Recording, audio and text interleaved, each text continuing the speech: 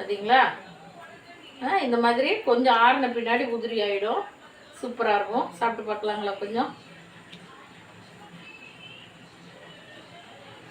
ரொம்ப நல்லா இருக்கு. நல்லா வெந்துச்சு. ரொம்ப நல்லா இருக்கு.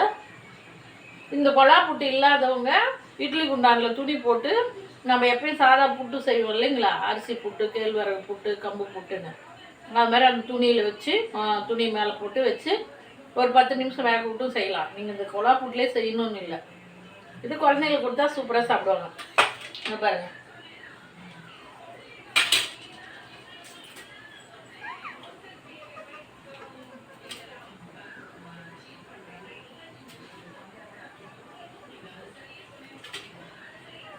சூடாக இருக்குள்ள கட் பண்ணினா தான் அப்புறமெல்லாம் உதிரி ஆகிடும். இது அப்படியே எடுத்துட்டு ஒரு கிண்ணாடு உனக்கு அக்காவுக்கு வச்சுட்டேன். இது ஆரம்பி பின்னாடி உடச்சா அப்படியே தூள் தூளாக